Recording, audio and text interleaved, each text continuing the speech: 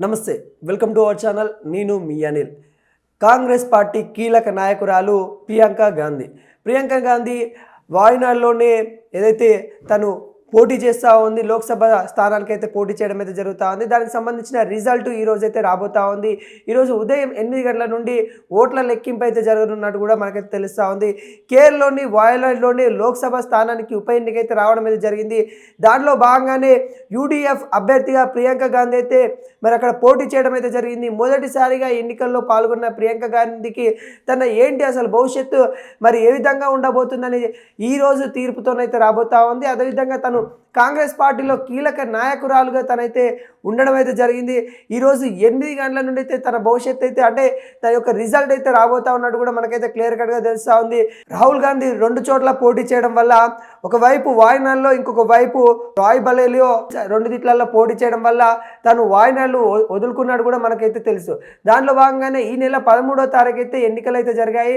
చాలా ప్రచారం చేశారు తెలంగాణ మంత్రులు కూడా మరి వాయనాడ్కి వెళ్ళి అక్కడ సంబంధించిన ప్రజలను కలిసి లోక్సభ ఎన్నికల్లో గెలవాలని కూడా చాలా ప్రయత్నాలు అయితే చేశారు ఆ ప్రయత్నాలకు తగ్గట్టు రిజల్ట్ వస్తుందా ప్రియాంక గాంధీ గారు గెలుస్తారా లేదా అనే ఆలోచనలో ఇక్కడైతే కాంగ్రెస్ అధిష్టానం కూడా కొంత ఆందోళన చేసుకుంటున్న పరిస్థితి అయితే కనబడతా ఉంది అదేవిధంగా ప్రియాంక గాంధీ గారి భవిష్యత్తు తేలేది ఇవ్వాలని అన్నట్టు కూడా మనకైతే క్లియర్ కట్గా కనబడతా ఉంది ఈరోజు ఖచ్చితంగా మధ్యాహ్నం వరకు అయితే పూర్తి స్థాయిలో రిజల్ట్ వచ్చే దాఖలాలు అయితే కనబడతా ఉన్నాయి మనకు ఎగ్జిట్ పోల్స్ ప్రకారం అయితే ప్రియాంక గాంధీ గెలుస్తారని చెప్తా ఉన్నారు మరి తన భవిష్యత్తు అక్కడ ఎంపీగా స్థానం అయితే మరి తను దక్కించుకోబోతా ఉన్నట్టు కూడా మనకైతే క్లియర్ కట్గా తెలుస్తూ ఉంది కానీ ఈ అధికారంగా వ్యక్తం చేయాలంటే ఓట్ల లెక్కింపు తర్వాతనే మరి అధికారంగా మరి పేరు డిక్లరేషన్ అయితే జరుగుతూ ఉంటాయి దానిలో భాగంగానే ఈరోజు 8 గంటల నుండి మరి ఓట్ల లెక్కింపు అయితే జరగబోతా ఉంది ప్రియాంక గాంధీ గారు మరి తన యొక్క భవిష్యత్తు ఏ విధంగా ఉంటుంది ఈ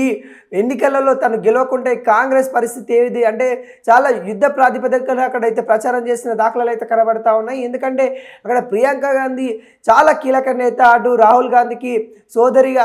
ఇవన్నీ భావజానాలు ఉన్నారు మరి ఆమెను కూడా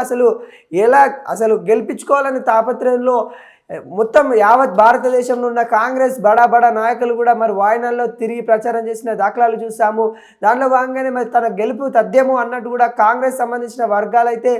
ఆనంద సంబరాల్లో అయితే మునిగిపోతూ ఉన్నారు కానీ అధికారంగా తెలియాలంటే ఈరోజు మధ్యాహ్నం వరకు అయితే ఓట్ల లెక్కింపు పూర్తి స్థాయిలో మనకైతే ఒక ఫిగర్ అయితే మనకైతే బయటకు వచ్చే దాఖలాలు అయితే కనబడతా ఉన్నాయి ఎంత శాతంతో మరి ప్రియాంక గాంధీ గారు గెలిచారు తన గెలుపు ఎంతవరకు తథ్యం అనే విషయాలు అయితే ఈరోజు మధ్యాహ్నం వరకు అయితే మనకైతే క్లియర్ కట్గా తెలిసే ప్రయత్నం అయితే కనబడతా ఉంది ఈ నెల 13వ తారీఖు అయితే మరి అక్కడ ఓట్ల ఉప ఎన్నికలు అయితే లోక్సభకు అయితే జరగడం అయితే జరిగింది అందరికీ తెలిసిన విషయమే వాయనాడ్లో జరిగిన ఏదైతే ప్రకృతి వైపరీత్యాలు కూడా మనమైతే చూసాము అక్కడ సంబంధించిన ఏవైతే జరిగాయో వాటికి కాంగ్రెస్ నాయకులు అప్పుడు వెళ్ళి